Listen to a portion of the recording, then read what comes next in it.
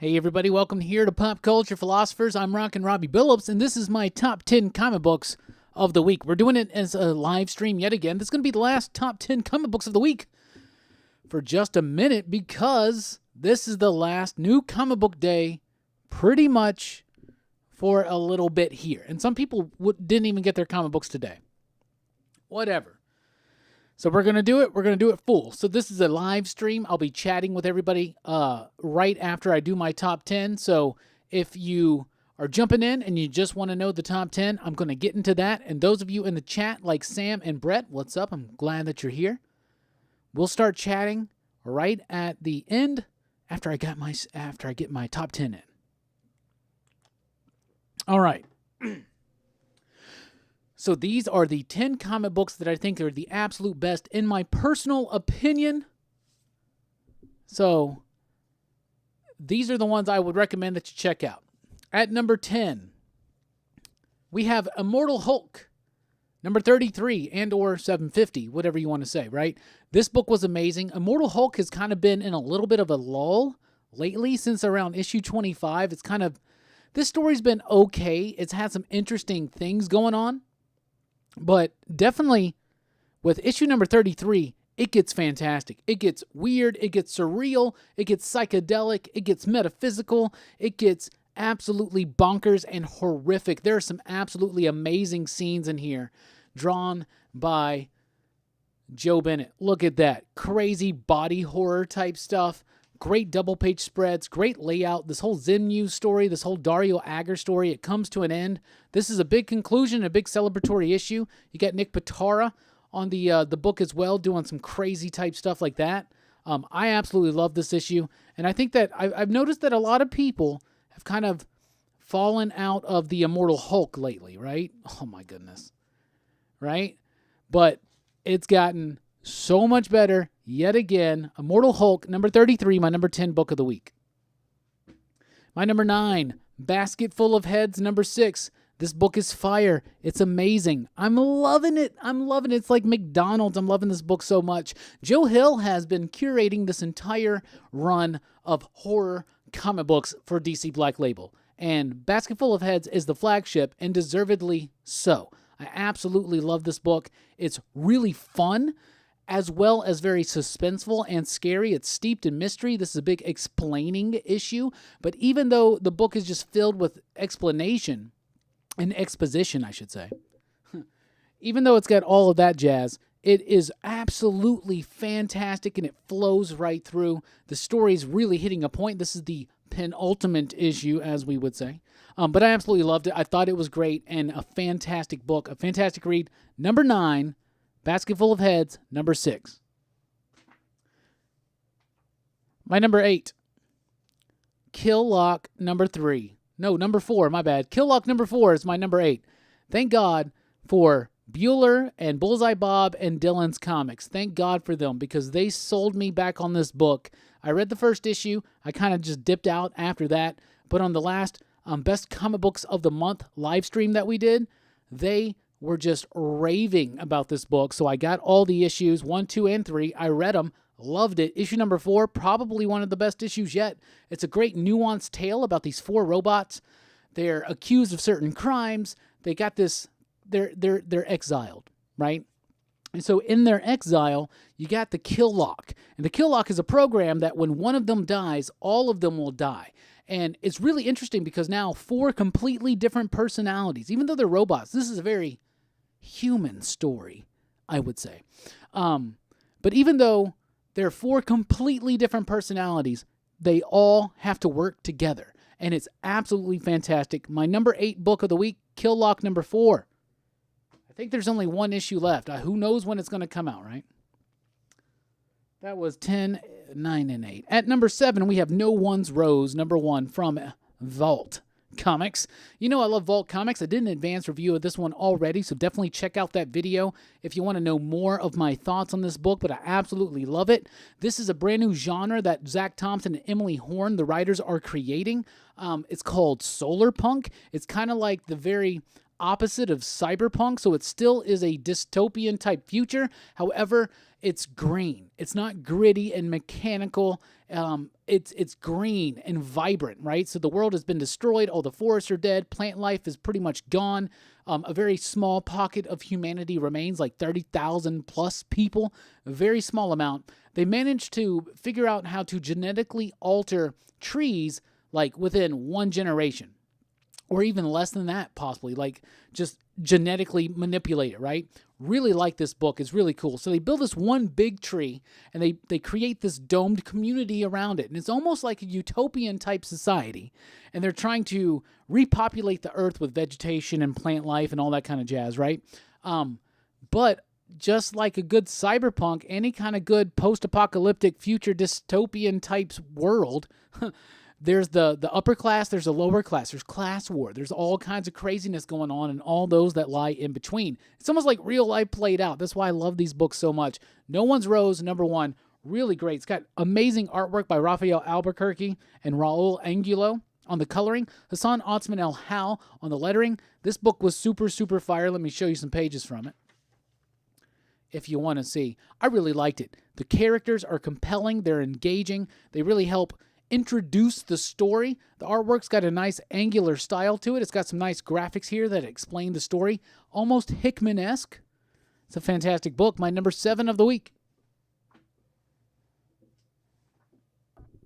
When I do these live, I don't think about showing you guys the artwork. Let me show you the artwork on Kill Lock. Look at that.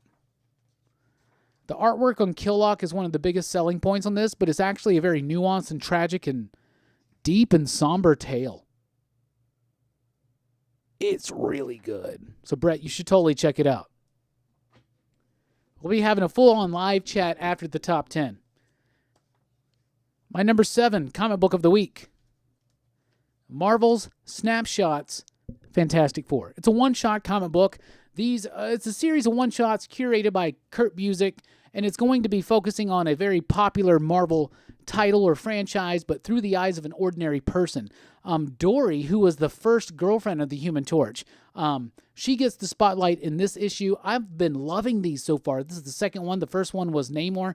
This one is Fantastic Four, but it really is a Human Torch story. It's got writing by Evan Dorkin and Sarah Dyer. I was really intrigued by Evan Dorkin being the co-writer, and this is not something silly. It's not something out there. It's not something like you think would typically be something from Evan Dorkin. Benjamin Dewey's artwork along with Jordi Belair on the coloring. It feels classic. Great composition. It's nuanced. The story is so good. I'm a longtime Fantastic Four fan. Y'all all know that. And this one just hit all those right notes. All that stuff. This basically deals with Johnny Storm's and the Fantastic Four's involvement in Glenville. Glenville High is where Johnny Storm went to high school, and it was a big factor in the early days of the Fantastic Four, and of course, Human Torch's solo appearances in Strange Tales. This harkens back to that. I love seeing what Dory's up to. This is the Human Torch's 10-year reunion, and it's done excellently. I absolutely love this. I'm so pumped for this entire run of Marvel Snapshots now, especially with these Alex Ross covers, because they're just so good. 2 issues in, they're fantastic.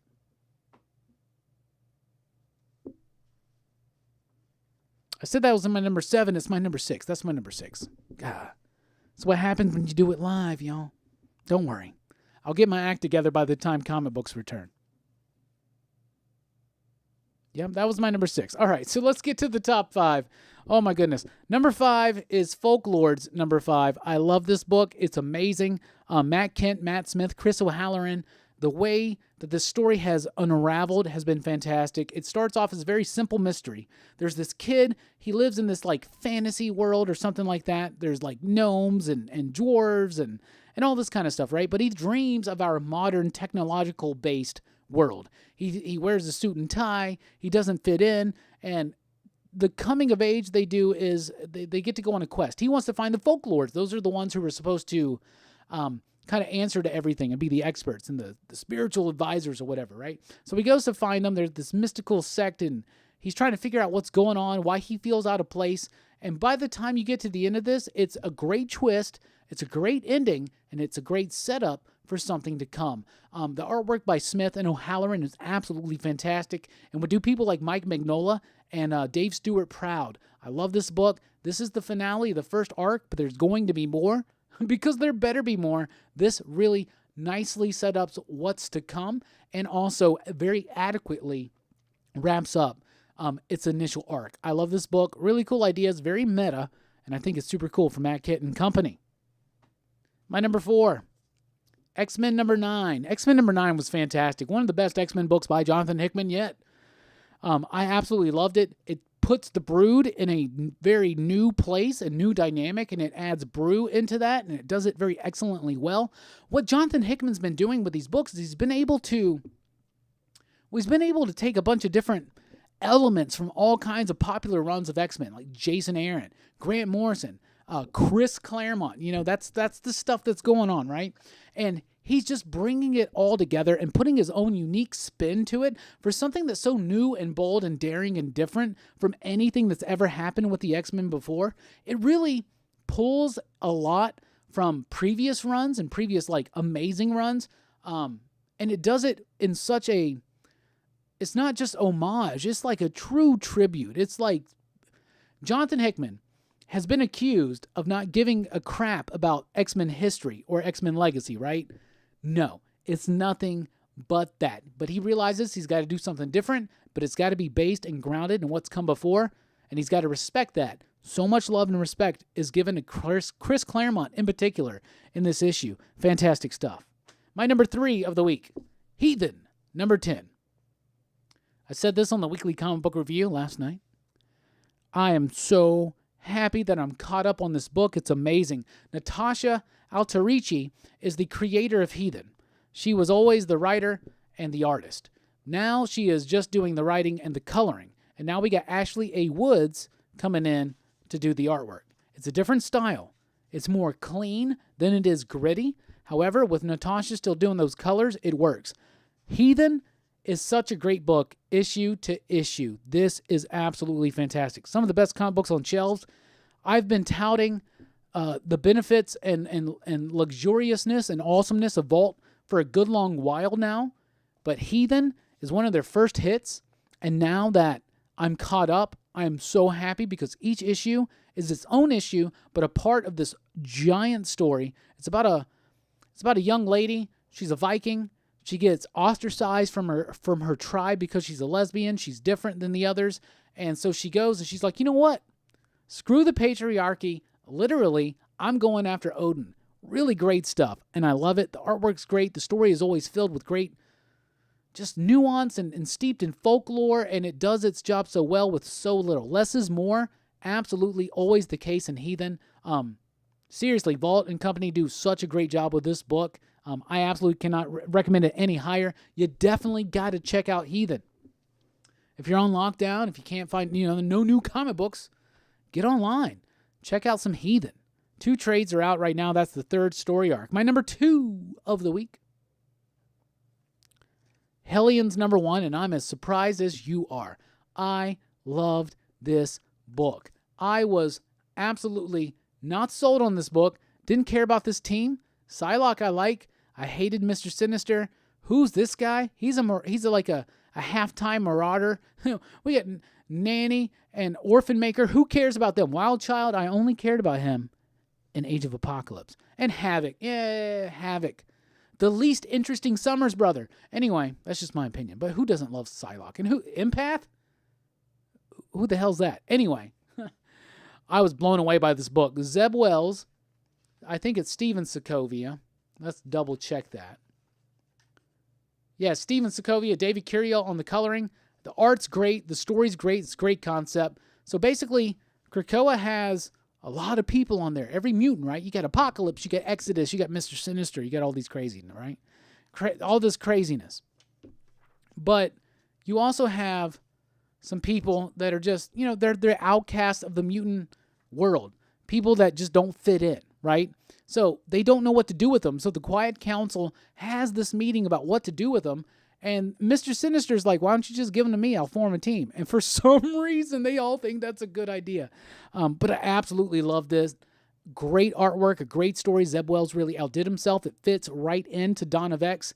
The whole Hickman X-Men books have been very fascinating because each one has its own distinct voice. Everybody was always saying, there's too many X-Men books, and maybe there are. However, they each are their own book with their own identity, their own genre almost, in a way. I absolutely love this book, and I was so blown away. It's my number 2 of the week, y'all. Artwork's great, story's great, characters are very interesting, and the whole setup just really has me excited. And my number 1, and we already know all this, but it's Once and Future number 7. Come on, y'all. This book is so amazing. Now it returns for its second arc, and it kicks off the second arc with a bigger bang than the first one. Dan Moore's artwork is crisp and clean, and it's dynamic, and it's got fluid energy to it. Tamara Bonvillain's coloring, there's nothing else like it. Look at those colors. Look at that contrast.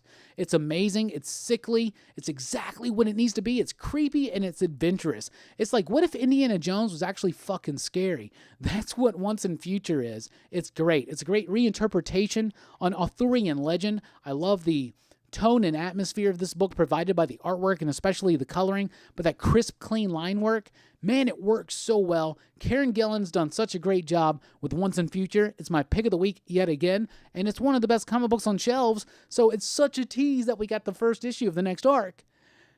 And who knows when we're going to get the next one. Anyway, that's my top 10. What's your top 10? Let us know in the comments right now, live or down below. What are your favorite comic books of the week, or just in general, what are your favorite comic books? Let's share. Well, some of us got a lot of free time on our hands. Some of us got a lot of stuff we can read now that we've been maybe slacking on, including myself. But, yeah, that's my top 10, and now the top 10 is over.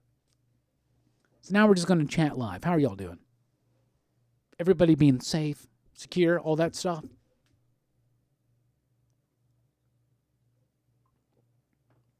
It's a crazy rough time, isn't it?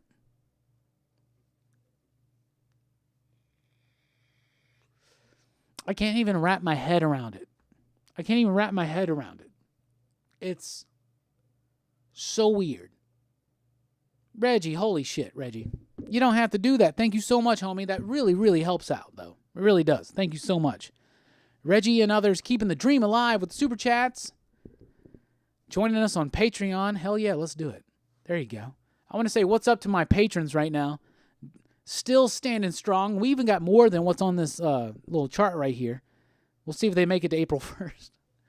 Anyway, David, Alex, Brian, Nelson, Reggie yet again. Thank you so much. Thank me for all I do. Thank you for all you do, bro. All I do is ramble about comic books. Josh, Brian, David, Dean, Dunlaney, HC, Jason, Have, Monmeet, Michael, Peter, Robert, Seth, Timo, TJ, and William, and thank all of you out there right now for being here on the stream and just continuing to support this channel. And anybody that's watching that is one of my personal customers at my comic shop, thank you so much. This was the first day that we went curbside only. And it was... So obviously business has declined. Business everywhere has declined.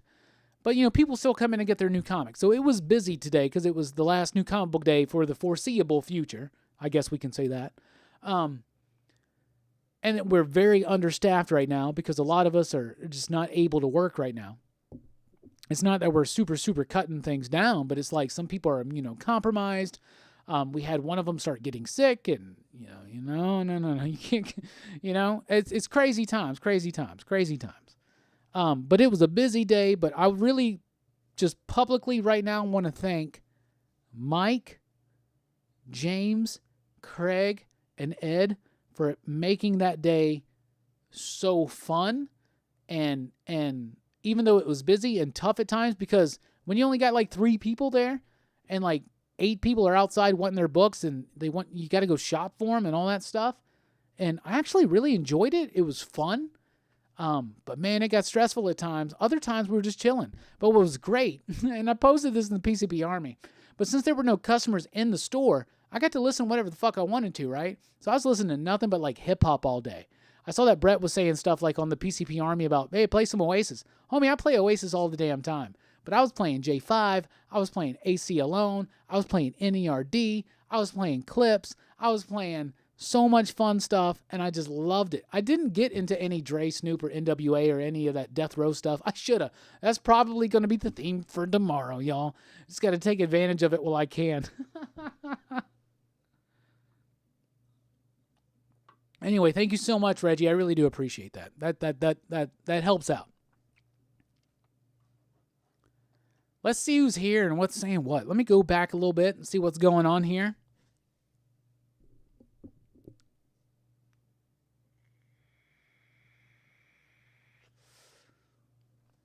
Yeah, Brett, I was able to get my pool before hiatus. We got Brett. We got Reggie, of course. We got Sam Fett. What's up, buddy? What's up, Seth? Agar is totally Minotaur in. In fact, you only see him. Basket Full of Heads or Dollhouse Family. My favorite Joe Hill comic. Or my favorite Hill House comic, because they have different writers, is Dollhouse Family right now. Basket Full of Heads is like number 2.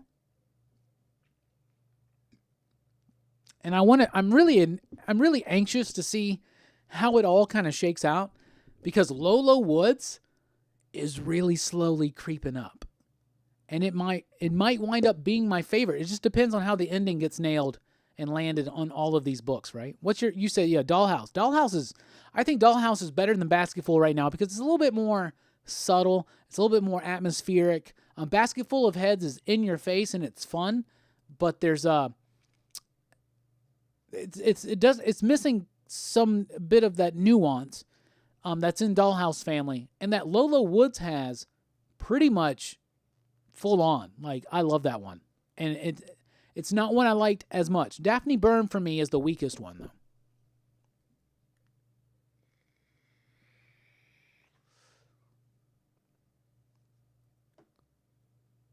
What's up, Green Man? How you doing?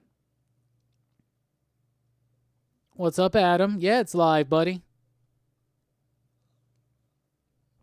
S Squared, welcome, and I'm sorry that you have to wait so long for some of these comics. We're going to all have to wait now. So now we've joined you in misery. Let's commiserate together. I hate Soul Asylum. I really do. But it makes me think of that song, doesn't it? No new comics? This has never happened to us, y'all. I thought it was bad when the Fantastic Four got dropped for a while. This sucks. I have no new comics next week. That just sucks, doesn't it, y'all? I love new comics. Oh, that Heathen cover's great. Heathen's such a great book, Brett. Have you ever read it?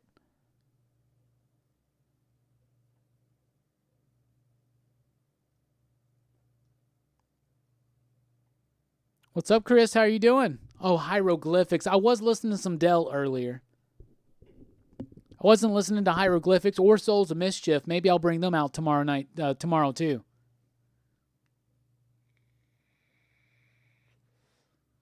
What's up, Willie? Looking forward to visiting your shop from Birmingham one day. That'd be super cool. Let me know that it's you. Be like, hey, man, I'm a big fan of the channel. Let me know that. I love that shit. Yeah, S Squared. Lolo Woods is great. Yeah, Brett agrees. Taffer, what's up, my man? I have a huge backlog, so maybe I'll catch up. Yeah, it's a great time to catch up. And I'm still working. We're doing the curbside only, but we're probably going to be a little bit deader. And maybe I'll just be working a little bit less at times. And the hours have shifted just a little bit. But I could use some more time to get my collection in alphabetical order and numerical order yet again.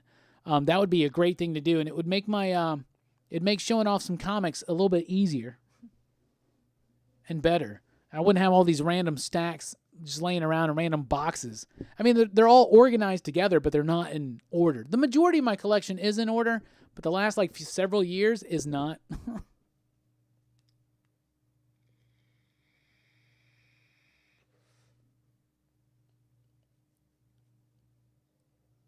Let's see. How might the channel change since comic distribution might change? Well, Seth, let's talk about that. First of all, I don't think comic distribution in the long term is going to change too much, to be honest with you. I think we'll be on a hiatus for a bit. I think that they're going to halt digital production. I think that's what they're going to do.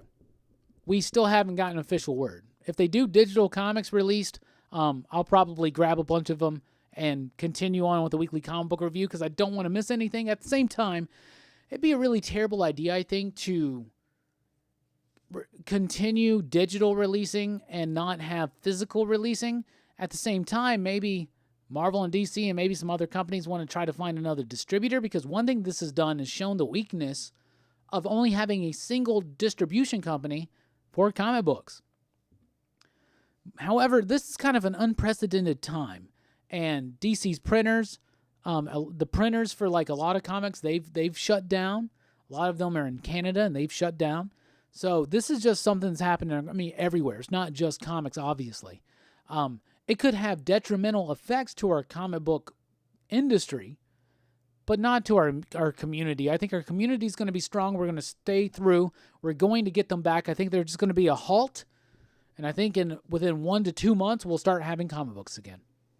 That's what I think. As far as how the channel is going to change, the only difference will be more live streams, no weekly comic book review, and no top 10 comic books of the month. We're continuing with the weekly pop culture wrap-up, obviously. Another one of our flagship titles. And I'm going to be doing some more like top fives and graphic novel reviews and things like that.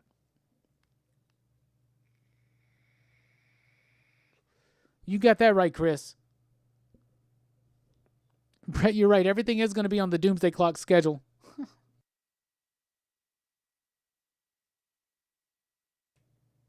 That's funny. Yeah, Batman's Grave is great. Love it. Well, Tafer, however you want to pronounce it, it's a great time to go ahead and get in on it.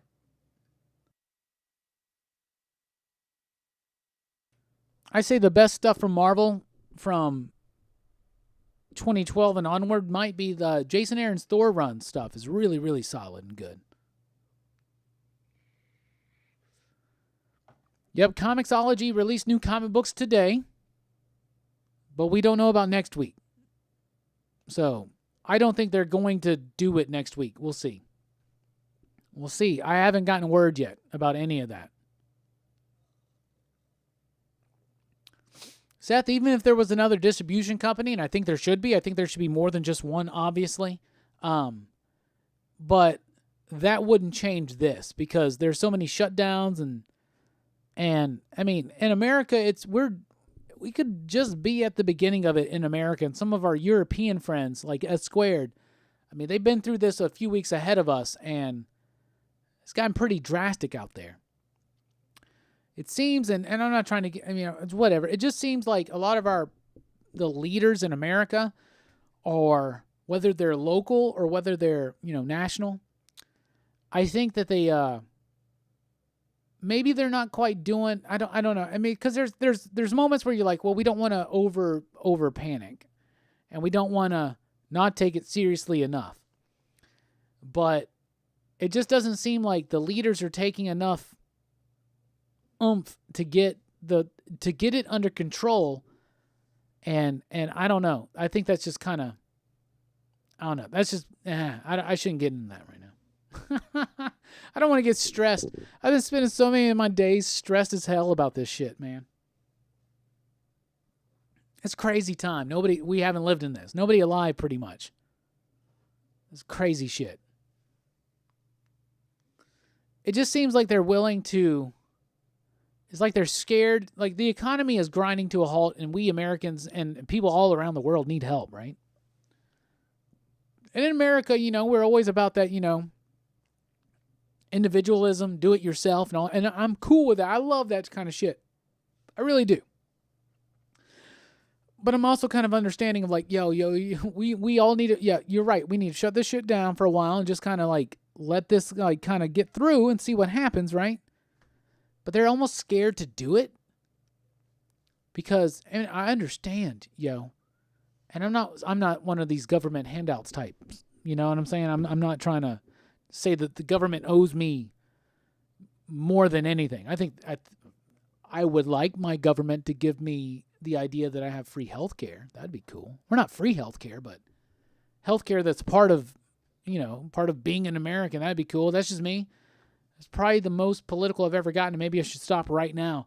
However, these are crazy times, and I spend a lot of time paying attention to the news and being very stressed over what's going on. So, and meanwhile, trying to figure out, the future of the channel. And really, the channels, this is not a thing like, it has been very little stress on me with the channel because I'm like, you know what? We have a very solid community, and I really think that we're totally going to get through this, but it's going to be a trying time. And I thought it was serious when they were like, no sports.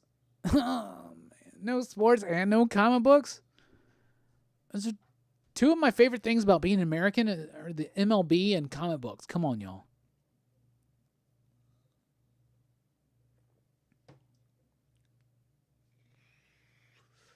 Whatever, done with that.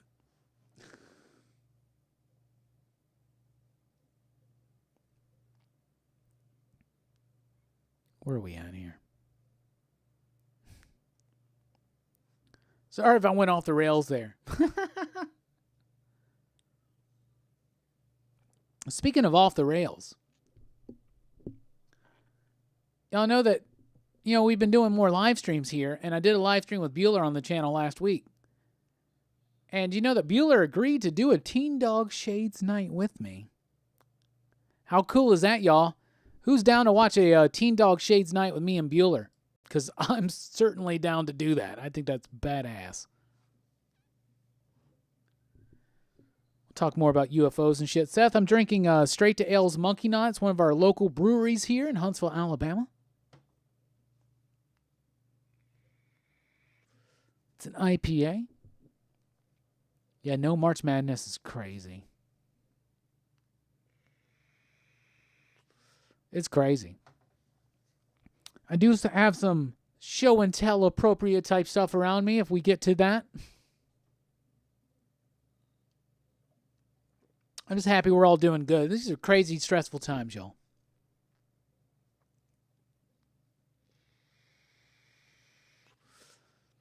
I'm going to miss comics. I'm going to miss baseball. I'm going to miss the Olympics. The Olympics got pushed back to next year. That sucks. But at the same time, it's exactly what I said Saturday or Sunday night on the live stream. I said they should postpone it 1 year. Then we have Summer and Winter Olympics back to back. How cool is that going to be? That's going to be really exciting. I see a lot of people excited about the idea of me and Bueller doing a Teen Dog Shades night. Will they push back the release schedules for all titles, or will all the stuff that was supposed to come out during the pause in distribution just drop all at the same time when distribution starts again? We don't know yet, but that's the worst thing to do. Now, a lot of publishers are slowing up their production and release schedules for the next few months. Some are skipping certain months altogether, like IDW is skipping May, I believe. Vault is pretty much skipping April. Aftershock, I think, is skipping April, and Boom is kind of spreading their stuff out. And Image is spreading their stuff out. Marvel and DC, who knows what they're wanting to do. I heard rumors that DC was contemplating the idea of just dropping all their comic books digitally, raising the price of their DC Universe app, and trying to see if they can just get a lot of people on that app. And that's how they, maybe they'll do that for the short term. And maybe that was an idea like, maybe we should just release all DC comics all at once on an app for the future. So some people think this could completely change the industry. I mean, I don't want to be one of those dinosaurs being like, no, comic shops forever. But, comic shops forever. I'll be one of those guys. Now, obviously, I'm biased. I work at a comic shop. But aside from that, just the comic shop is the temple of us comic book fans. We go there every week. We meet with other believers, and we embrace each other in fellowship and love. Come on, y'all.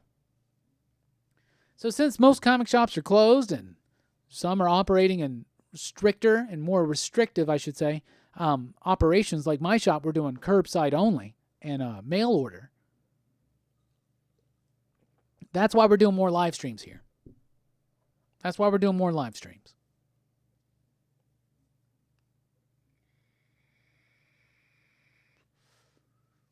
Seth says, I'm catching up on movies I've never seen. Just watched Gattaca for the first time. Let me tell you something. I'm a big science fiction fan, and I love movies, and I love science fiction movies. And Gattaca is one of the best science fiction movies out there. It's amazing. It's definitely one of the best science fiction movies of the 90s, and it's supremely underrated. Uma Thurman, Ethan Hawke, come on. You know what I'm talking about. That movie is fire. That's a great one to get into. If you're shut down, if you're working from home, if you got a lot of extra time in your hands and not a lot of extra things to consume that are new, watch Gattaca. Such a great movie. Maybe I'll fucking rewatch Gattaca. Holy shit.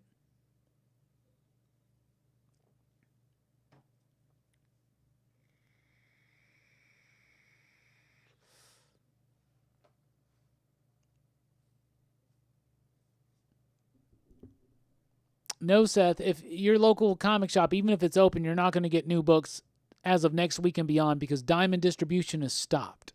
They're no longer going to. They have the product already for next week, but they're not going to release it. They're not going to ship it.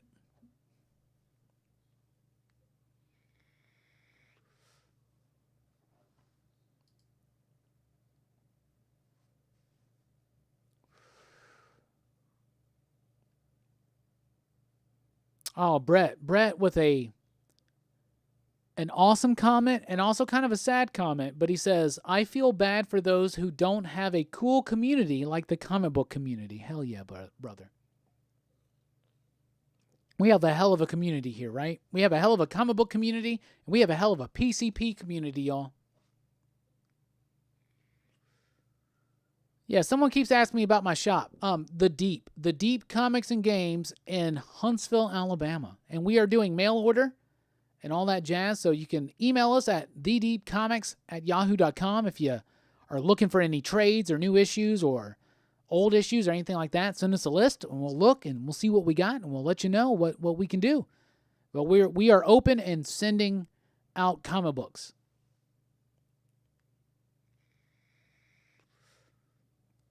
Chris, I know. One of the reasons why I'm so passionate about what I do is my comic shop guys, like when I was growing up, especially when I was like in middle school and high school, I loved going to the comic shop and talking to those guys. I thought they were funny. I thought they knew what they were talking about. I thought they had great taste. I still know those fellas today, Mark, Richard, and Alex. Richard and Alex have actually been on a couple of podcasts with us. They have a web series called Killing Time. So in the very 4th episode of Pop Culture Philosophers, the podcast, we had Richard and Alex there to talk about their show and just our favorite ways to kill time. And we had them on the 80s Comedies podcast. It was me, John, and Alex and Richard. Those are 2 great podcasts. You can find them on YouTube right now. Just type in Pop Culture Philosophers 80s Comedies, Pop Culture Philosophers Killing Time. You'll find them. Or just go to our homepage and find the podcast playlist. But that's a great thing to do if you got time to kill and you want to, hang out a little bit more. And even though we are pumping out content still, if you've never checked out the podcast, you definitely should. Really fun stuff. We just came back from our winter hiatus, and now we're on another hiatus. Sucks.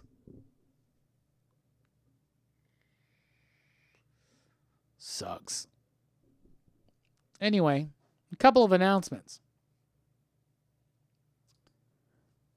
Friday night on Dylan's Comics channel, we're doing a Best Comics of the Month live stream. It's going to be the last one for at least a month or two, right? But on Dylan's Comics channel, me, Bueller, I believe, is going to be there. Bullseye Bob's going to be there, and Dylan. Maybe a few other surprises. We'll be talking about our favorite books of March. They'll be on Dylan's channel Friday night, 8 p.m. Central Time. But tomorrow night, me, Brooks, and Jelani are going live here on Pop Culture Philosophers, and we're going to be talking about X-Men. We'll be talking about the current state of the X-Men books, the ones that we think are the best ones, the ones that we think are must-reads. We'll be talking about our favorite X-Men comic, like storylines, period. We'll be talking about our favorite X-Men characters. It's all going to be X-Men. Me, Jelani, and Brooks live. It's all going to be about the X-Men, and we're even going to do an X-Men-themed show and tell. I'm very excited for that. And we have a winner of our next PCP movie review poll, PCP Army poll. We're doing Street Fighter. I'm watching Street Fighter either tonight or tomorrow. And I got to hand this Blu-ray off to Brooks in a social distancing type manner. And Jelani's going to watch it. And we're going to do a live stream talking about the movie Street Fighter. That's probably going to be next week sometime. And I'm very excited. So, tomorrow night, me, Jelani, and Brooks talking about X-Men. Friday night, me, Dylan, possibly Bueller, more than likely Bueller, and Bullseye Bob talking about our favorite comic books of March on Dylan's Comics channel. And then next week, me, Brooks, and Jelani doing a live stream talking about Street Fighter. Very excited, y'all.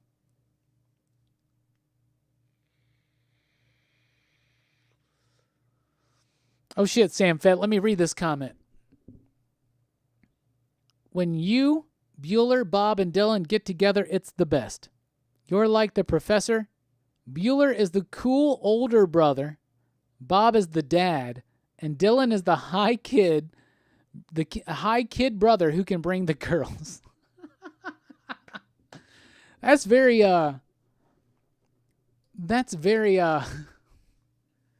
think that's very appropriate. It's really interesting because I said that the way that I put it when we did that stream last month was I said, we're like the Fantastic Four. I'm Reed Richards. Dylan is the Human Torch. He's Johnny Storm. Bob is Bullseye Bob is Ben Grimm. And Bueller is the Invisible Woman. And that almost works with exactly what you said. That's hilarious, and that's very appropriate. I don't think any of them are here right now, but I can't wait to mention that to them. That's really cool. That's a great way to put it. We're almost like a boy band, right? By the way, thank you so much for calling me a professor. All I ever wanted to be was a scholar about something. Whether it was a scholar on hip-hop music, movies, 90s television, comic books, or baseball. So thank you so much. You just fulfilled a dream of mine. I also wanted to be, I would like to be an astrophysicist. But I don't think my live streams would be near as exciting, though they should be. I'll tell you that. Y'all got any questions? We're on here for a little bit longer. Let's chat. How are y'all doing? Y'all doing safe? Y'all locked down? Y'all working? Y'all struggling? How are things going? What's some of your favorite comic books out there, y'all? Y'all like Venom? Anybody have any cool Venom toys?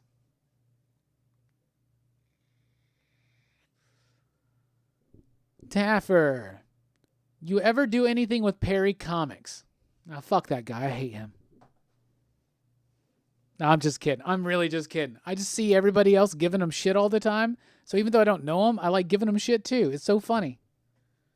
No, I like Perry. I've never actually done anything with Perry, but I've started doing these things. I have this idea in my head for something, and don't share this with anybody right now, but it's called PCP Conversations. But it's basically just me and someone else just chatting, just talking for like 2 to 3 hours, right? It's basically Joe Rogan. I almost want to call it the Rockin Robbie experience, but I don't want to be that much of a ripoff, right? You just got to change it a little bit, right? And I started experimenting with that already. I did a show with Bueller. I did a show with Chad from 90MF Comics. Both of those are up on the channel right now. They're titled Rockin Robbie Live with Comics with Bueller or with 90MF Comics.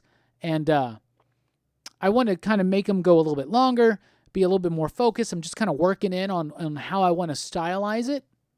But I definitely am wanting to do more videos with people that are, first of all, in the YouTube comic book community, people that are also part of the excitable PCP crew, obviously, and creators in the industry, and even fans at times. So that's something that I really want to do. And if people are down for things like that, now that's kind of what we're testing right now. If you're down, like let me know, because that's something I want to do. It's basically, the idea is basically, and don't tell nobody this yet, it's the Joe Rogan podcast, but me and somebody in the comic book industry, whether a fan, retailer, YouTuber, or writer, artist, whatever, right? People have always asked me if I want to do interviews, and I do, but I kind of get nervous about it, so I don't really want to do an interview per se. I just want to have them on my show and chat with them, like I would if I had Bueller on my channel or Chad on my channel, and that's why I've been doing it with them first. And just those are just testing the waters. Does that make sense?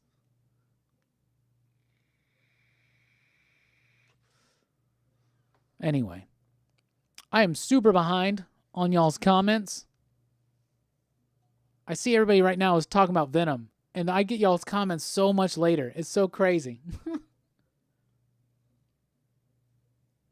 So I'm going to take a quick break real quick. For a break. We're going to be chatting for a little bit longer, y'all. For real. So stay tuned. Here's a song by me and my buddy Kevin when we were at the Basement Show, Contacting Skeptics. It's called Surreal.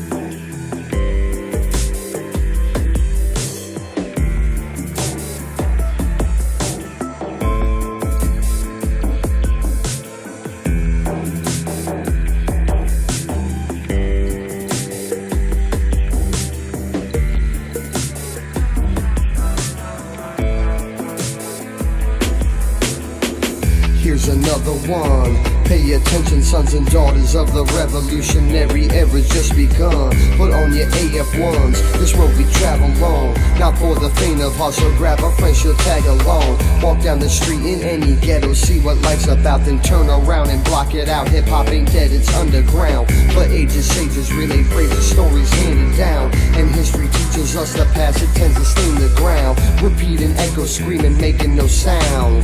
Distorted ripples drip as time slows down. Wake me when it's over, cause I need to sleep now. These visions kinda blurry, man, my head's in the cloud. Some people think that's it, what life's all about.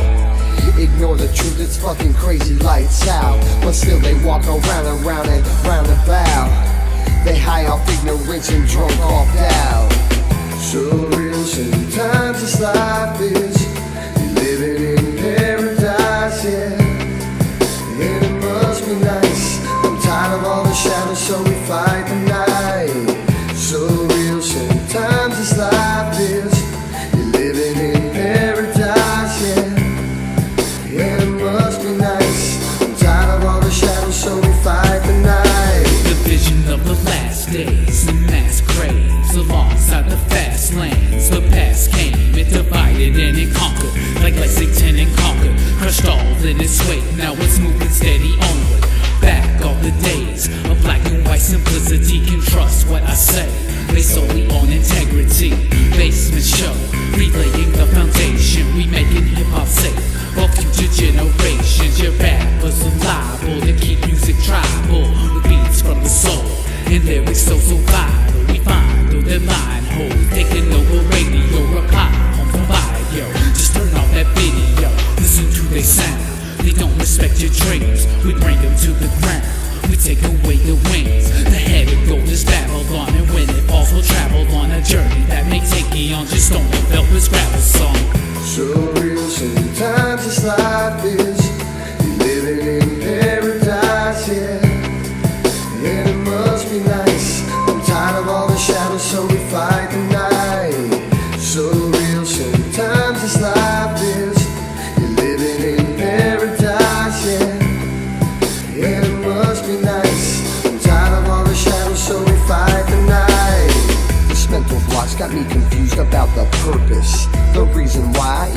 try and spit these verses. I'm broke as fuck, ran out of luck too long ago to surface. This underground inhabitants wreaks havoc on my nerves, bitch.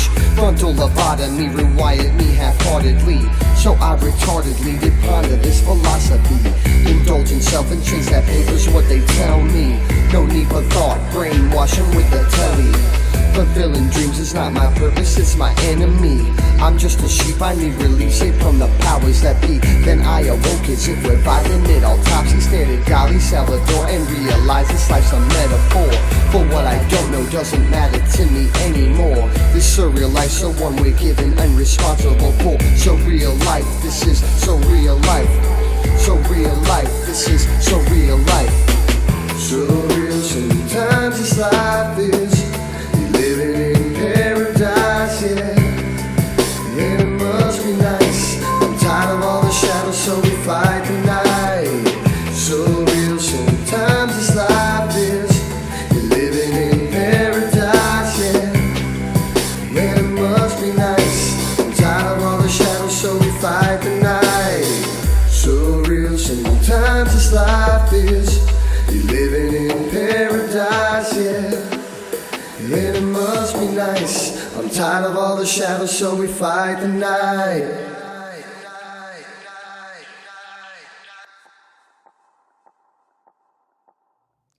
Hey everybody, let's chat a little bit longer. How about that? Y'all cool with that? So I started talking about Venom, and I started talking about my PCP Conversations idea. Don't tell nobody. And I'll get to your comments here, so get them in, any questions you have. We're going to be on for at least a little bit longer, 30, 40 minutes. Anyway, the whole thing I was saying about the PCP Conversations, Perry is someone I would like to do a live stream with. I think I was on one live stream for a brief moment on Dylan's channel for New Year's Eve or something. I don't even remember. Maybe I'm misremembering, but I think he was there. I think. But he's chatted with me before in the live streams. He's been up in here. I would love to do something with Perry. I think that'd be a fantastic idea. I love our community. There's a lot of people out there that I would love to do work with. In fact, I'm doing a live stream with the hero and the kid. I'm gonna be part of their little thing later on in the summer. I think Will said he would save me for episode 10. Maybe I shouldn't have said that, so don't tell nobody. Anyway, I asked everybody if they like Venom. Seth said, Venom! Just got caught up on Cates' Venom. How good is Cates' Venom? It's so good, is it not? It's the best Venom comic book there ever has been. I guarantee you that. This is someone who's read every single fucking one of them. Cates' Venom is the best. Is the best. No work and no play makes Jack a dull boy. It goes to show you. During this whole lockdown, shutdown situation, this pandemic, watch The Shining and learn what can really happen when you're isolated. How scary, right? A great movie. I love that movie so much. My lady read the book. She's a big Stephen King fan. And she said the book is way different, but I think she likes the movie better. But there are elements of the book she likes better, including the wife, the Shelley Duvall character. What's her name? Wendy? Well, Wendy's nuts at you in the face. Let me know how it feels. Oh, did I get anybody? Pardon me. One thing y'all don't know about me because you don't interact with me in real time, maybe, is I love a D's nuts joke, y'all. I really do.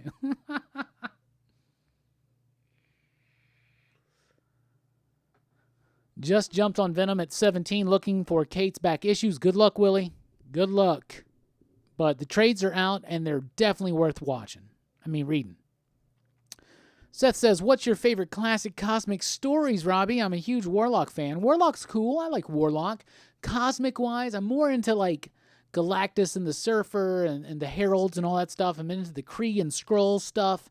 I'm a big Fantastic Four fan, a little bit of an Iron Man fan. And that's kind of how I grew up, right? So I like those cosmic stories. My favorite cosmic stories are actually DC cosmic stories. And actually, I don't even know if they would be called cosmic stories, but any kind of crisis event at DC, to me, that's like kooky cosmic craziness, and I absolutely love that. My favorite, most recent cosmic-oriented type thing, I think, would be Justice League. But aside from all the crisis cosmicness,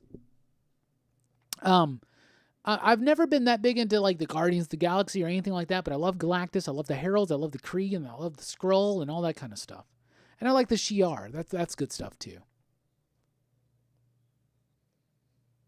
But if you want to get like meta-cosmic, The Invisibles, Grant Morrison, anything written by Grant Morrison, come on, yo. I've been noticing that lately. That's something I do in the live streams a lot is I go, come on, yo. I guess I'm trying to make that a thing. I really like the idea of you interviewing creators. Yeah, me too. I think it'd be cool, especially in a way where I'm not super nervous trying to interview them about a certain specific thing, but like just kind of having a conversation. I'm kind of cool with that idea. And I think I can get... There are a lot of creators that have expressed the idea that they would love to chat with me and do a stream together. And I get messages from people all the time that want to do it. So maybe I should. Y'all listen to iFanboy at all? I don't listen to their podcast. I used to frequent iFanboy all the damn time when it was a website as well. And I still follow their pick of the week. I don't read the podcast, but I look to see what it is. And sometimes it's mine, so that's pretty cool too. But I love the fellas at iFanboy. I don't listen to their podcast. Maybe I should, but I just don't listen to a lot of podcasts, to be honest with you. If I listen to most podcasts, if I did listen to podcasts, I would probably listen to more like scientific, like science podcasts and stuff, because I used to listen to Star Talk. I do a lot of Audible books. I don't listen to a lot of podcasts. I watch more comic book community YouTube videos than I used to, though. So maybe I should check out some more podcasts, since I am a podcaster. What's a good place to start with Warlock? Oh, man. Well, there's a trade paperback that they did of the Jim Starlin stuff. That's really where you want to get into. Warlock kind of started a little bit earlier on.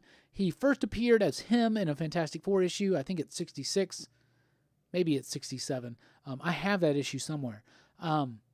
But that stuff, it's a slow build up from him to Warlock. And then it's the Jim Starlin stuff. I think there's a trade paperback of that.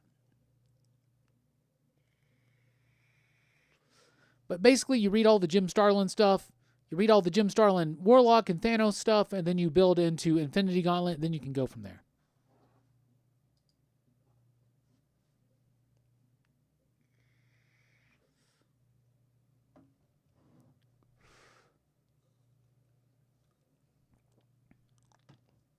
I was able to go back and forth and get the back issues of Venom. They weren't that bad price-wise, actually. Yeah, I bet the hardest one to find was probably issue number 4. Probably the priciest. Oh, Reggie, don't tempt me. I would love to get a conversation going with Donny Cates. Maybe if I can do a good conversation, like a great conversation with Justin Richards, maybe I can get a good conversation going with Donny Cates one day. I would love to. I'd love to meet that guy. I've been wanting to get him here in Huntsville for a while, but he's just so damn busy now, man. Oh, man, that'd be great. And I hope I would ask dope questions. I don't know. So far, the experiments I've done with Bueller and with, me and Bueller, we had a lot to talk about. Me and Bueller, I would consider me and Bueller homies. I don't think that he would be ashamed if I said that, but I really like Bueller. Him and Bob have become two of my absolutely favorite people in the comic book community. I love them, and I love a lot of people in this community. But Bob and Bueller they're almost like comic book brothers to me, and I really, really like them, and I really, really have always had a fascination with Portland. I want to go there. Bob sent me some coffee from Portland. Some cold brew, Stumptown. I didn't like it as much as my usual cold brew. But don't tell anybody that, okay? My usual cold brew is a Stoke cold brew. I really like that. I buy it at the Kroger. But I love the shit out of it. Seth, me, and Jim Mint should do more together. In fact, if I do the PCP Conversations thing, Jim Mint is someone I definitely want to get on the stream. I would love to have a 2-hour conversation with Jim Mint, just man to man, just talking, just no itinerary, no motive, just chatting. In his newest weekly or his newest comic book review, I actually mentioned it in the comments. So I would love to get that going. Y'all need to let him know, because Jim is far, like, he just keeps growing, y'all. He's becoming such a big dude, right? Like, he's a big dude, right? He's getting more and more popular, more and more hits and all that shit. So if y'all want to see him do more with me, y'all got to let him know. Because we chat. I like, Jim's my homie. I like Jim. I like him a lot. I watch his new comic reviews every single week. I share them on Instagram. I love it.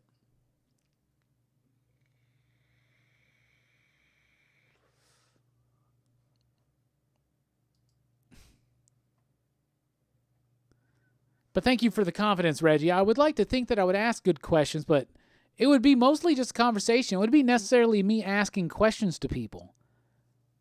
So, I don't know. We'll see. I mean, the live stream I did with Chad was dope as fuck, too. I really appreciated that. I think Chad's a great dude. 90MF Comics. If you haven't subscribed, definitely do it.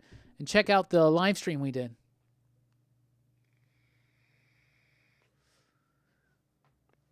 Last issue of Rick and Morty came out this week. Do you recommend any titles in that lane? I have not read the Rick and Morty books. I love the show, and I've always wanted to read the comics, and maybe I'll definitely check them out one day, because I need more Rick and Morty in my life, you know. I'm hoping they drop something during this pandemic. I'm hoping they drop the second half of the 4th season. That would be amazing. That's what America needs. That's what the world needs, y'all. It's more Rick and Morty. But in that vein, like, there's nothing in the vein of Rick and Morty, y'all, because not only is Rick and Morty fun and crude humor, but it's really sophisticated science fiction. I'm not even kidding. Like, there's nothing else like that. That being said, check out the Jonathan Hickman stuff. Check out Pax Romana. Check out Decorum. Only one issue so far. We're never going to get another issue of Decorum now. Not for a while. That fucking sucks. God damn it. Ugh. And Death Metal. If all comics get delayed, Death Metal's getting delayed, y'all. You know that. God damn it. I'm so fucking pissed about that. But, you know, it is what it is. Everybody needs to do what they can. Social distance. Stop going out. Stay home. Read comics. Watch YouTube.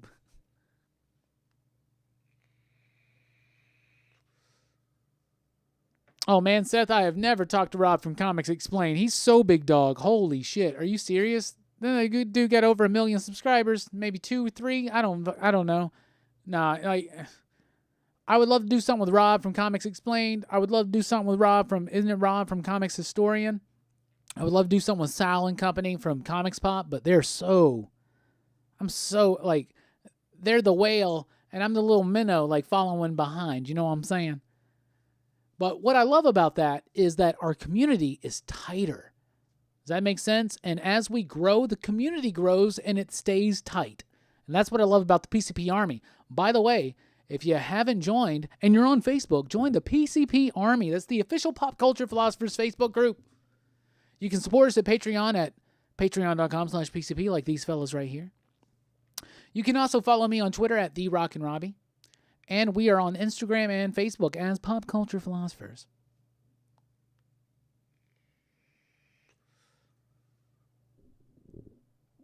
Oh, Brett likes Stoke too? That's some good shit. I have the dark roast. That's the one I like. I like it a lot. The one that Bob sent me was good, but it was like... It tasted like the way I tried to make cold brew for a while. I like bought all the shit and made it and you know whatnot, and it just wasn't good. And I've been meaning to message Bueller and ask him, like, hey man, what's your secret to cold brew? Because I really need to. Now, almost all the coffee's gone at my local grocery store, the one I go to in my neighborhood. Holy cow. But that Stoke dark roast is still there.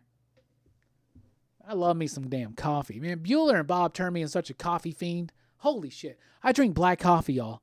I have never drinking black coffee. I've always, like, to me, like, coffee needed to taste like chocolate. If it didn't taste like chocolate, get that shit away from me. Nowadays, though, I drink black cold brew coffee, and I love it. And I drink it fucking by the bucket full, yo. But it's mostly got me away from Monsters. I still have one maybe before a live stream or something like that. But I didn't have one today. I didn't even have any coffee today. I had no coffee. Oh, I had a Red Bull today. That's what I did. I had a winter edition Red Bull because I was like, winter edition. They're about to go out. It's a plum flavored Red Bull. It's so fucking good, y'all. It's so damn good. It doesn't even make sense how good this plum Red Bull is, but it's so damn good, y'all. Oh my God. But yeah, I swear to God, if Comics Explained or Comic Pop or Comic Historian ever want to do something with me, hell yeah. Who's your favorite indie publisher? S Squared knows what is up. It's Vault. Vault right now. Vault Comics. Probably Vault Comics of all time. I pretty much almost love every single fucking thing they do. And I love it. Pardon my French. Pardon my French, S Squared. Am I doing it right?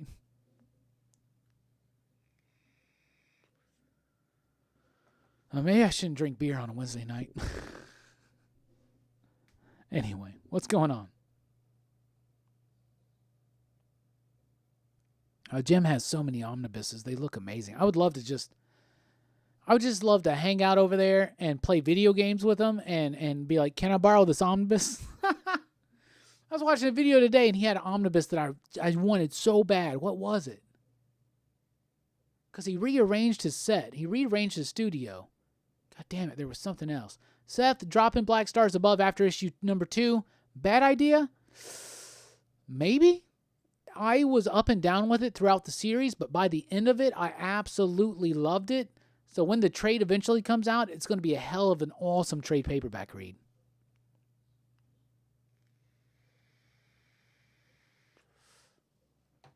I drink sugar-free Red Bulls, but I don't like them as much as the sugar-free Monsters because they have so many different flavors. Now, the sugar-free pear Red Bull is really dope. It's really good. It's really good. What is my favorite Image book right now? Gideon Falls.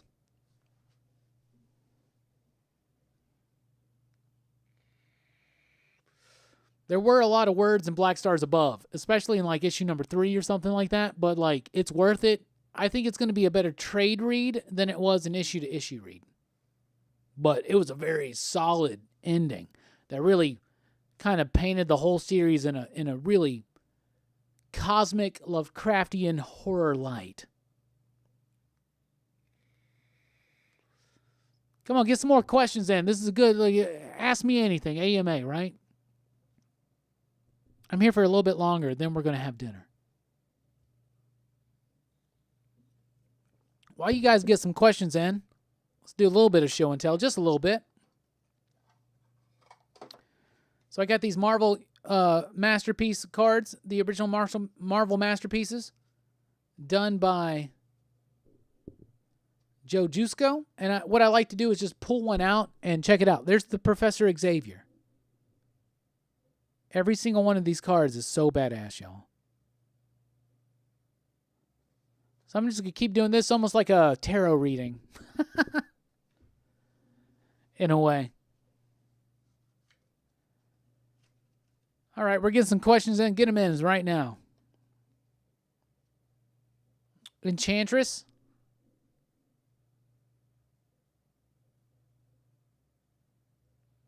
I'm going to try to zoom in. Come on, y'all.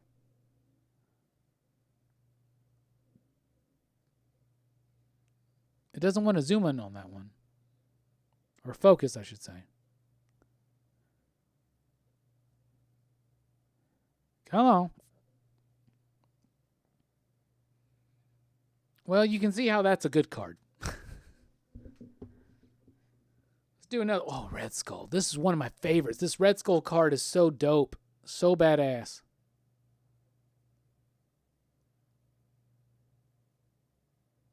$19.92. We got more questions. Get more questions in. Let's fuel this live stream for just a little bit longer. Hey, Electro.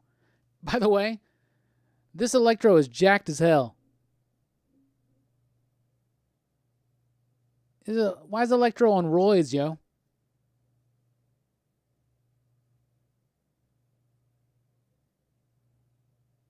This is such a great card set. We got another question in. Let's get more in. One more card. Shatterstar. This is great because tomorrow night I'll be showing off a Shatterstar action figure.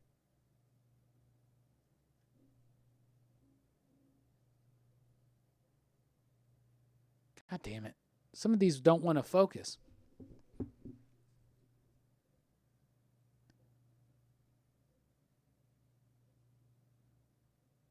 You can even make Shatterstar look dope as hell. Anyway, that's the Marvel Masterpieces tarot reading for tonight. Interpret those pulls as you will. Maybe I should look at them separately and do an interpretation myself. That's the full set right there, by the way, y'all. All right, we got some questions. Let's get to them. First of all, Brett says, if y'all are starting to look for new things to read that you probably haven't, check out Sync. Love that book. Yes, John Lee's a super cool dude, and Sync is an amazing comic. So is Mountainhead and Hotel. Hotel has had its first issue out.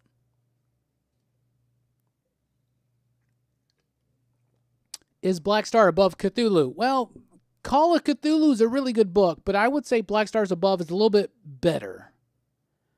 Just because as much as I love Lovecraft and I love his work, his writing is not necessarily the best. Does that make sense? Like, he's not like the best writer as far as language goes. But his concepts and ideas are really great. So I would say Black Stars Above is better than Call of Cthulhu, but I need to reread both to actually make a real decision about that. Possibly divisive question. Well, we love those ones, Seth. I have loved Bendis' Superman, main title, not action. What's your beef, Robbie? Okay. Okay, hold on a second. Let me get my shit together.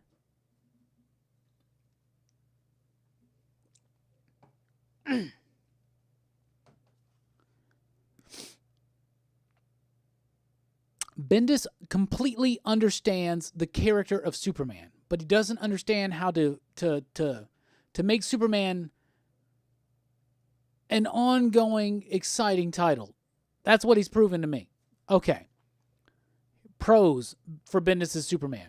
He gets the character. Superman acts exactly how he should in most instances. The way he talks, his internal narrative, his internal dialogue works.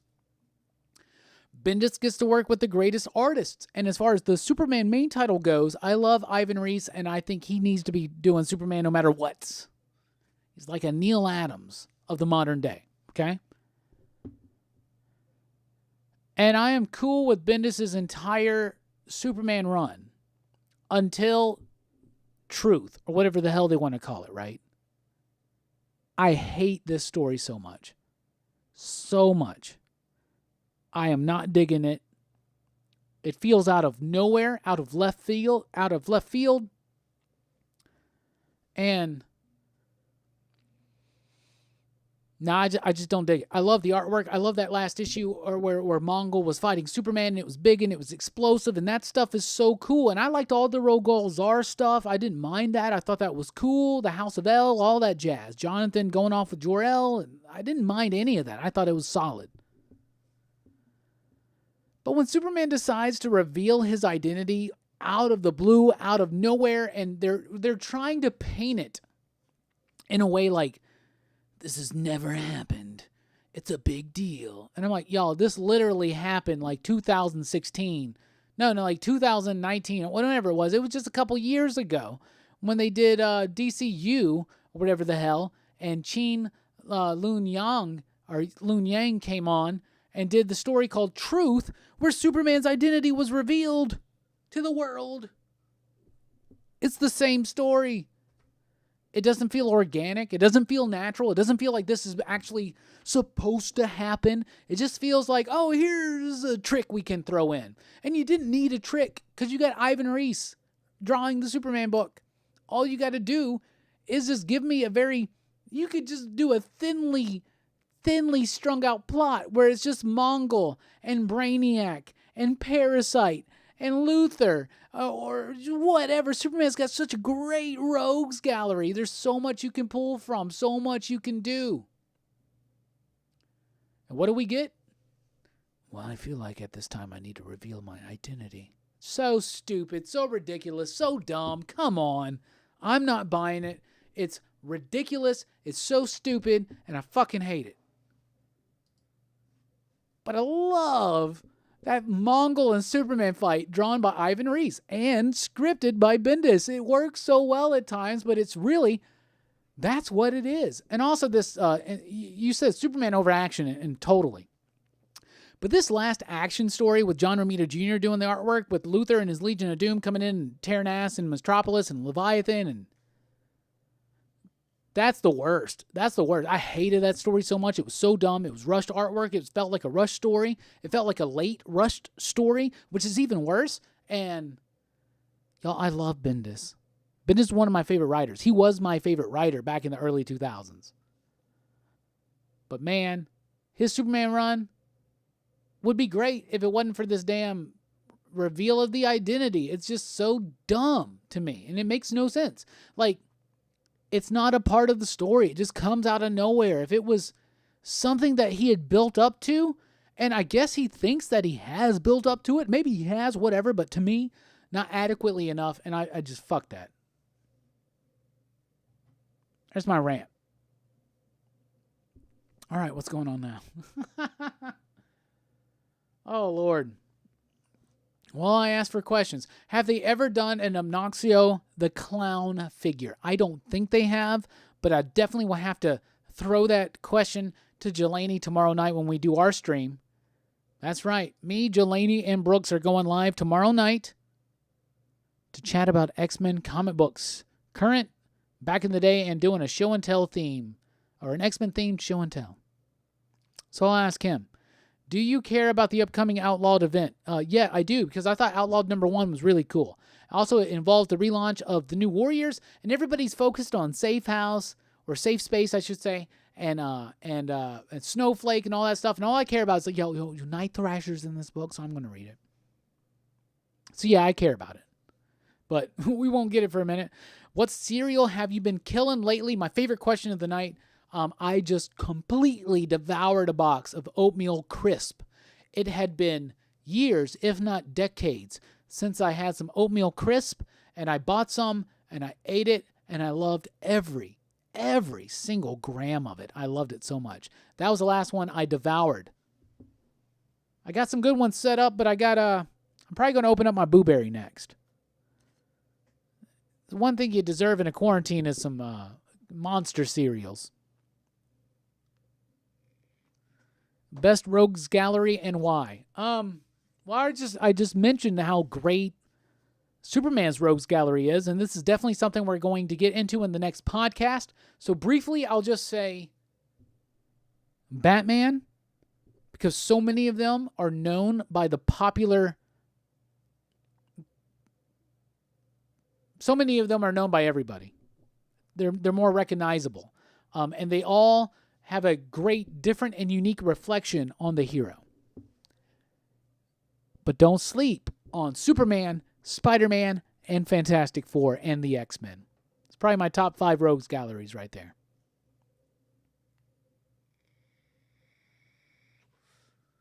Do you think Disney will put out Black Widow to compete with Wonder Woman now that it's been delayed? I don't think they're going to put out Black Widow. I think they'll put out Black Widow as soon as they can. And I don't think that either Black Widow or Wonder Woman are going to go to a streaming service or VOD before, unless things get really hairy in the next few weeks. What show should I watch in quarantine? The last good show that I've watched is His Dark Materials, Season 1, and I fucking loved it. However, if you're in quarantine and you just want something to watch, I highly recommend Hell's Kitchen, uncensored. I love the hell out of that. But here are my favorite TV shows ever. If you've never watched any of them, watch them. If you have watched them, maybe rewatch them. Buffy/Angel. I love that shit. I love that so much. Lost. I don't care what any of the haters out there say. Lost is one of the best. Cheers, Seinfeld, Arrested Development, Parks and Recreation, Brooklyn Nine-Nine, The Good Place. We're in season 3 of that right now. That's an amazing show. What else? Community. If you have never watched Community, watch Community. So good.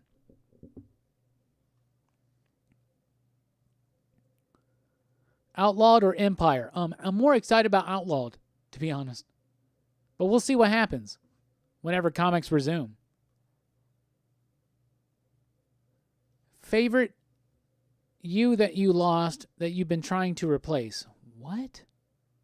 The favorite me that I lost that I've been trying to replace? Man. That's a deep question. Probably 17 years old. 17-year-old Robbie. I'd like to go back there for just a second. Pull him into today. Let him know it goes better. It gets better than a 5-disc changer and the Godzilla soundtrack. And Creed. Y'all, that first Creed album's dope as hell. I don't care what y'all say. I'm sorry. My Own Prison's such a great album. Everything else is trash. My Own Prison, though, such a great album. I don't care what you say. What's the one movie you're looking forward to this year? Tenet, the new Christopher Nolan movie. That's the one.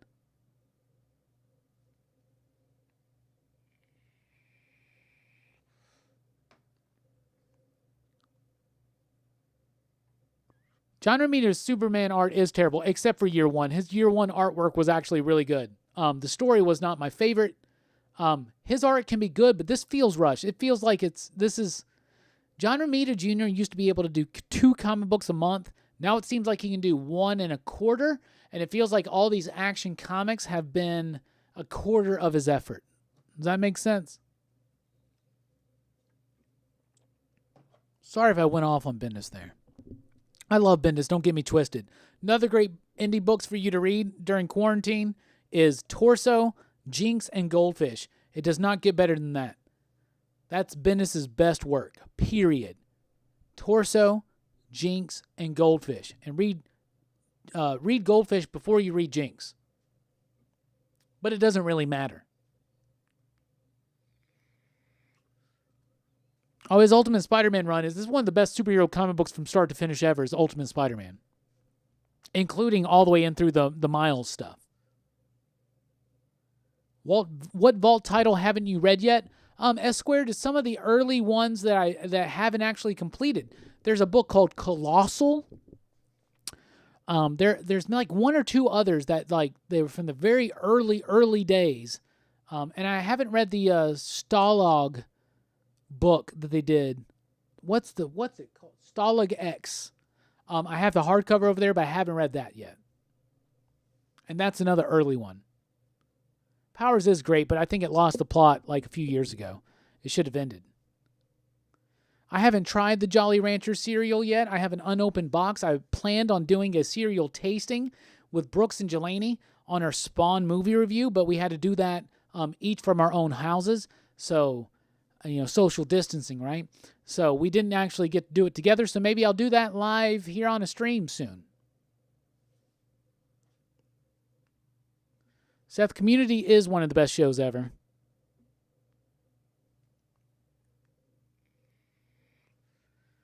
Dude, Brett, you're right. The first day that movies come back and comics come back, they're going to be so huge.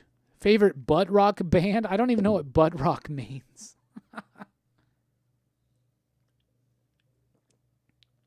Avengers right now. I dropped before Starbrand. I'm picking it up again. The last issue of Avengers was really good. And I think that Aaron overall will have a really, really good, solid run on Avengers. It just gets a little draggy at times. I don't mean in a good RuPaul type way. A favorite Jeff Lemire book? That's a good question.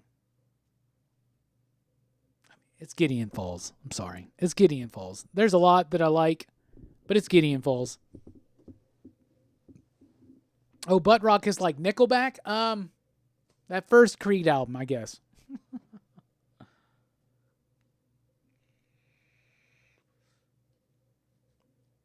Read some Clowes, y'all. Daniel Clowes. Yeah, I've read Ghost World. There was something else I read, but I don't remember what it was. But yeah, I definitely need to get into more of that. That's, by the way, y'all, be prepared. That's severely indie. But it's really good stuff.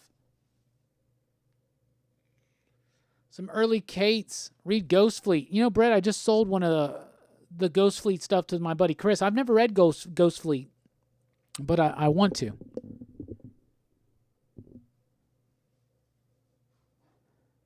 Chris has a good answer. My favorite butt rock is the Butthole Surfers.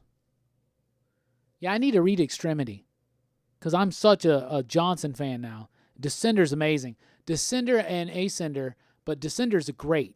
And it's one of my favorite Jeff Lemire books, but I mean, Gideon Falls is just next level to me. And if you like Gideon Falls, check out the other work he did with Andrea Sorrentino. They did a run on Green Arrow that's pretty solid. Jeff Lemire's Animal Man's pretty solid. Jeff Lemire's run on Moon Knight's pretty solid, but definitely read the Ellis stuff first, then the Wood stuff, then you can skip the Bunn stuff if you want to, and then get to the Lemire stuff. And yeah, Lemire's Black Hammer is absolutely fantastic. How about favorite music to listen to while reading comics or can't listen? I typically do not listen to music when I read comics, but if I do, I try to make it thematically appropriate to the story that I'm reading, if that makes sense.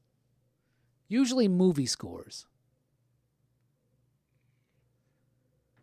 Like if you're reading... Okay, so Magnus. There was a 5-issue Magnus series from Dynamite, written by Kyle Higgins with artwork by Jorge Fornes. It's available in trade. It's severely overlooked. It's amazing. I have it over there. It's like The Matrix meets Blade Runner in a way. Read that book listening to the Blade Runner soundtrack by Vangelis, I think is his name. Are you serious? Come on. Come on, man. Underwater Welder will make any man cry. I've never read that, Seth. I want to, and I've never read Sweet Tooth either. Trillium is another one I really like. I've got the Frog Catcher one over there, and I've got God damn it, what's it called? Oh, Roughneck. I got Roughneck over there, but I haven't read it yet.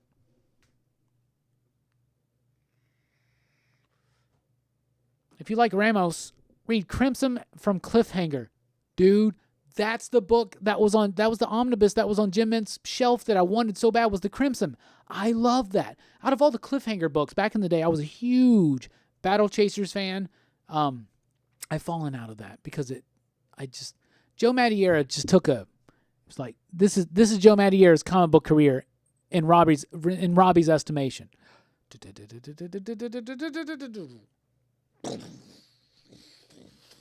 Wait for it. Yep, again. But I haven't read Frogcatcher. I want to know if it's good. I have it. I need to read it. Maybe I should read it.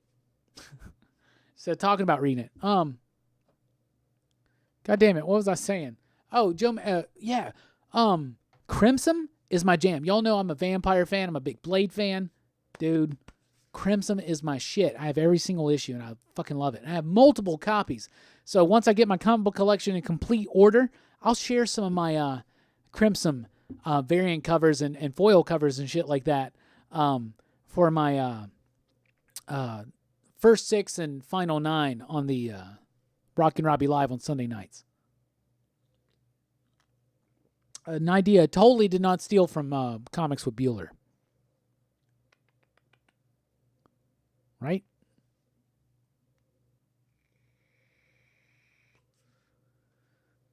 But out of the Cliffhanger stuff, the one I just never got into Danger Girl. I've never been a J. Scott Campbell fan.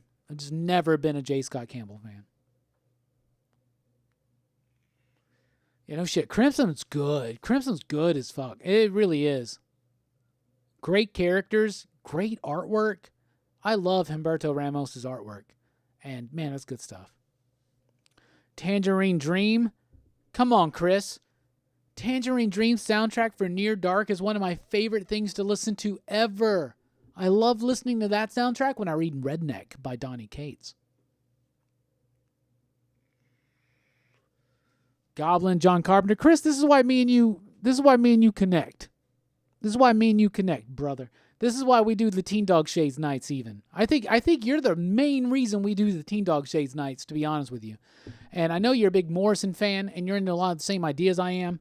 And seeing what you said right there as far as instrumental stuff you like to listen to, Tangerine Dream, Vangelis, John Carpenter, and Goblin, brother, we are one and the same.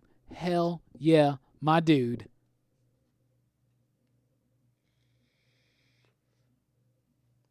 Seth, totally read the Donny Cates Thor because that shit is so amazing, and it's some of the best Donny Cates superhero work out there. It's probably even better than Venom. We'll see what happens, though.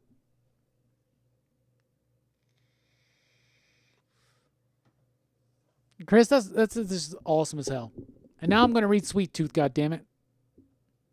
Oh, God. I used to read I read that stuff back when I was like an adolescent, is when I was reading Ultraverse stuff. I don't remember hardly any of it. I remember Prime. I remember him. I remember the toys. I remember they did a crossover with Marvel. Maybe it was just a crossover with the X-Men. I remember that shit.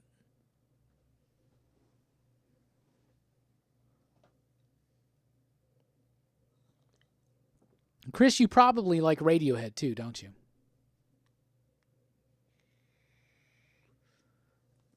Here's a question, Chris. Do you like MCR, My Chemical Romance? Do you? Do you? Have you listened to Danger Days? Have you listened to Danger Days while reading Danger Days? True Lies of the Fabulous Killjoys by Gerard Way and Sean Simon and what's her name? Becky Cloonan?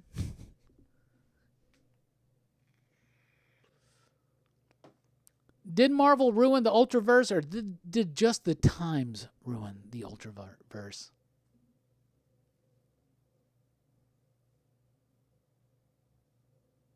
Should I catch up on current back issues I'm behind on, or finally read my Absolute Transmetropolitan Volume 2? I mean, read Transmetropolitan, because that's almost better than any comic book that came out in the last few months.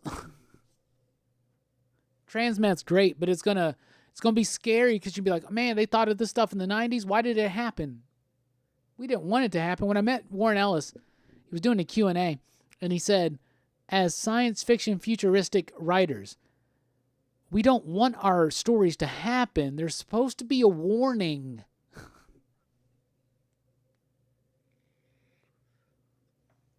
George Perez. Y'all remember Crimson Plague? I've been waiting for Crimson Plague to be a thing for like years and years. Zach with the super chat there. Thank you so much, my man. Didn't even know you were here. He says, stay healthy, brother. Thanks for all you do for comics. Zach, thank you. And thank you for all you do for comics, and you stay healthy as well. Be careful. Stay safe out there, y'all. I do remember Warriors of Plasma. I put that shit in the dollar books like pretty much every week.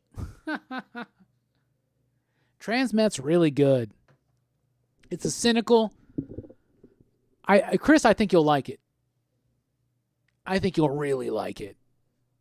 It's very cynical. It's very scathing. It's a scathing commentary on 90s culture and where it was leading. And God damn it, that's where we wound up. That's where we're going. Obviously, some of it's embellished in science fiction, but yeah. Zach, again, thank you so much. Really do appreciate the super chats. Warriors of Plasm. Let's get into some show and tell real quick. I want to show this off. I got this recently. Tomorrow night, we're doing an X-Men special here on the channel. It's going to be me, Jelani, and Brooks talking about X-Men comic books. Classic and current, and we're going to do an X-Men themed show and tell. So this is one of the things I'm going to show. So this is the X-Men animation special. Before there was X-Men the animated series, there was X-Men Pride of the X-Men.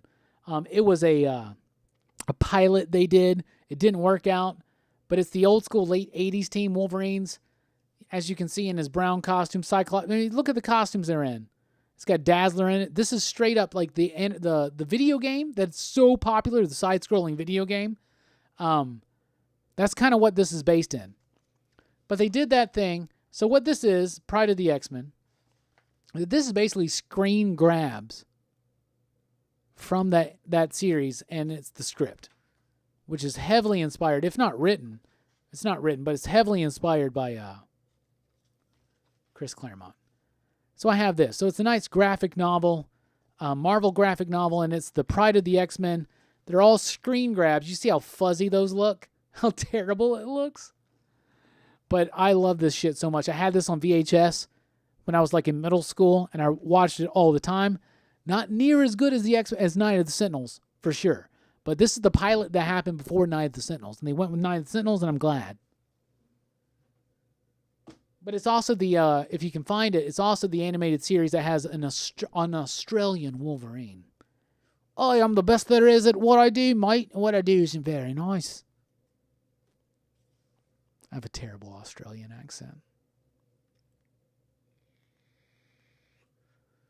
Favorite Batman event crossover? Mine is No Man's Land. Yeah, mine too. I'm not even trying to cheap out or nothing on the answer. That's what it is too.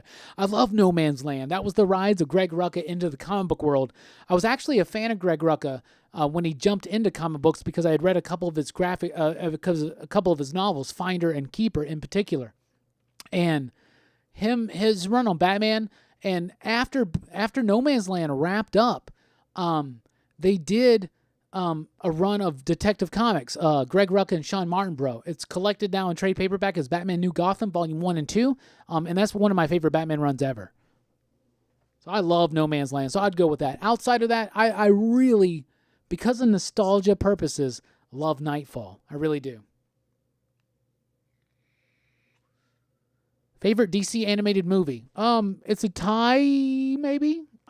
Justice League New Frontier, based on the Darwin Cook graphic novel. It's amazing. And Batman Gotham Knights. It's the one they did between Batman Begins and The Dark Knight. Right before The Dark Knight came out, they released this, and it's like 6 or 7 different little short stories set in that world, but they're all done by different anime directors, and they're written by like American writers of Batman. But they work so well, and so that's what I would say. I would say Batman Gotham Knight and Justice League New Frontier are my 2 favorite DC animated movies. They're kind of like tied, but then if you want to go beyond that and go a little bit before, I would definitely say Mask of the Phantasms, probably my favorite DC animated movie of all time, and one of my favorite Batman movies of all time. Yeah, the Gotham Knights is really good. It's really good. It's like the Animatrix of Batman, and it works. It works splendidly. I haven't watched Batman Ninja yet. I need to check it out. Hell yeah, y'all. I got a couple more pops that I got today. My good buddy Mike the Voice Matthews hooked me up with these today. There's the Human Torch Hot Topic exclusive. He's not flamed on, but he's on his way to being flamed on. I've got I'm getting the previews exclusive one of this, which is pretty much the same thing but glow in the dark, but it's cool to have that. And he also got me this bin from Umbrella Academy. Y'all know I'm a big Umbrella Academy fan. So this is a bin. It's the same one that I have up there, but it's a Hot Topic exclusive. So it glows in the dark. So let's open it up and take a look.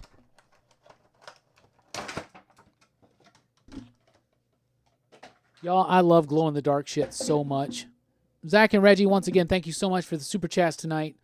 Oh, it's got a crazy feel to it. It feels so rough. It's a great looking pop, first of all. Umbrella Academy is such a great book and is such a great show. It's my favorite TV series of last year. Cannot wait for season 2. Thankfully, production's already done, so that should still come out. I cannot wait to see how well this glows. I am so pumped for that. Hell yeah. Thank you, Mike. I got a Toy Biz Marvel figure I want to show off right here. It does have... It feels like a sour gummy worm, too.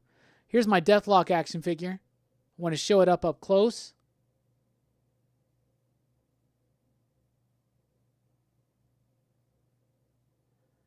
And then show you what it looks like with its head popped off. When I was a kid, I loved this because you could see his brain.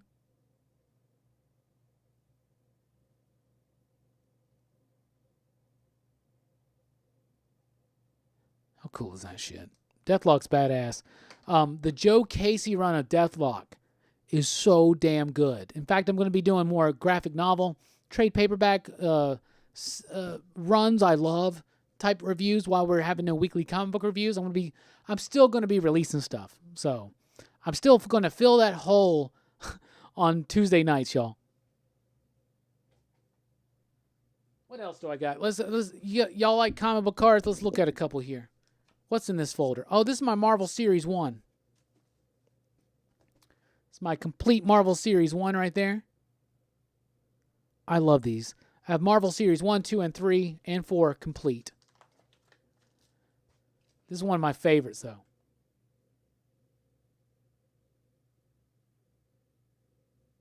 God, I love these things. I'm just going to show you a few pages from it.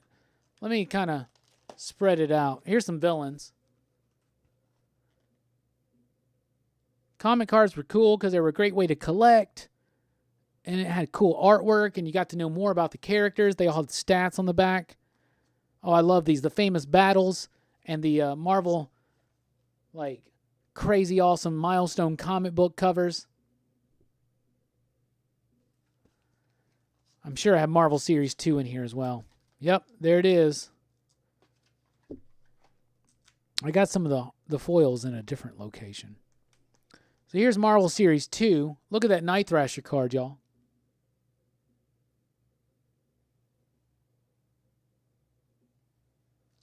Oh, I love these. Let's flip a couple more pages. Let's get some villains. Here you go.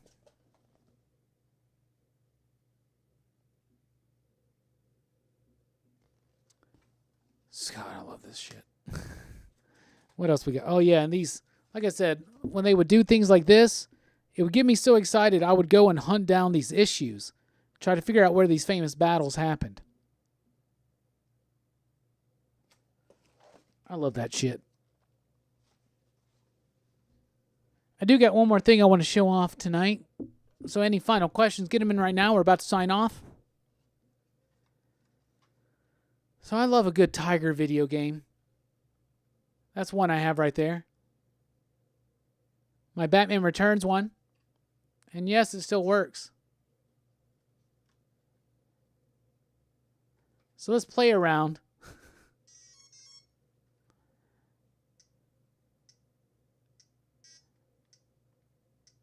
I can't tell what the hell I'm doing. God damn it. Oh, I got him. God damn it, he got me. He got me. We both got each other. I don't know. Anyway. Y'all remember these? I love these so much. I have the Batman Returns. I have like a Sonic 2 for some reason. I want to get more. Yeah, I read the Arion of a Lord of Atlantis like back in the day. I haven't read it in a while. An early Firestorm. I've always wanted to complete that run and check that shit out. All right, y'all, we're about to wrap up, but real quick, once again, tomorrow night here on the channel, 7 p.m. Central is what we're aiming for. It might be a little bit later because I've been working a little bit later these days. PCP Live. We're going to be talking about X-Men. Me, Brooks, and Jelani. Talking about X-Men, our favorites of all time, our favorites right now. We're talking about the current state of the X-Books, the ones that we think are absolutely amazing, and the ones we think you can skip. And yeah, Hellions was hella good. So definitely check that out. People that are trying to just watch this on the replay to get the top 10 comic books of the week are going to be like, a 2-hour live stream? What the hell? Anyway, tomorrow night, me, Brooks, and Jelani are going to be streaming live, talking about X-Men comics. Please join us so we can get in a nice, fun conversation with the community. Friday night, the best comic books of the month. We're doing a live stream on Dylan's Comics channel. It's going to be 8 p.m. Central Time. Me, Dylan, Bullseye Bob, and possibly Bueller, and maybe some surprise guests. That'd be fun. And next week, we are reviewing Street Fighter live. Me, Brooks, and Jelani. Those guys right there. We're going to be talking about Street Fighter. We've been waiting for this for a long time, and we're finally going to do it. Thanks to you and the PCP Army. Join the PCP Army on Facebook. This is the official Pop Culture Philosophers Facebook group. Super fun. We do movie polls there. We're about to launch a second movie poll. Actually, let me go ahead and let you know what the second poll is going to be. It was chosen by people here on the live streams. So the second poll is going up. Hell, I'll put it up right as soon as I'm done with this. So join the PCP Army on Facebook if you haven't already and vote for one of the following movies for us to review after we do Street Fighter. Leprechaun, Van Helsing, Pumpkinhead, Slither, Critters, and Scanners. Fantastic movies. I would love to see each and every single one of those again and chat with you. Anyway, you can support us over at patreon.com/PCP like these fellas right here. David, Alex, Brian, Nelson, Reggie, Josh, Brian, David, Dean, Dunlaney, HC, Jason, Have, Monmeet, Michael, Peter, Robbie, Seth, Timo, TJ, and William. So thank you so much. You can follow Pop Culture Philosophers on Facebook and Instagram. You can find podcasts and more at popculturephilosophers.com. Seth, your vote doesn't count right here. It has to count on the official poll at the PCP Army. Anyway, I really do appreciate everybody for joining us tonight. Like I said, we're going to be live tomorrow night talking about X-Men with Jelani and Brooks. We'll be live on Dylan's channel Friday night with Bob and Bueller possibly. Bueller said he's more than likely going to be available. I'm pretty sure he's going to be available, but don't tell anybody I said that. But anyway, we really do appreciate everything, right? And then Sunday night, Rockin Robbie Live, the full-on live show with lots of topics, lots of fun, graphics, and wild nights. Not a Teen Dog Shades night, though. But we're working our way back to a Teen Dog Shades night. So if we have a good live stream this Sunday night, we'll have a good live stream. We'll do a Teen Dog Shades night, y'all. So let's see what happens. Anyway, thank you all so much for joining us. I've been Rockin Robbie Billups. Thanks for rocking with us. Keep on reading, y'all. Have a good one. Be safe. Be careful. Stay home. Read comics.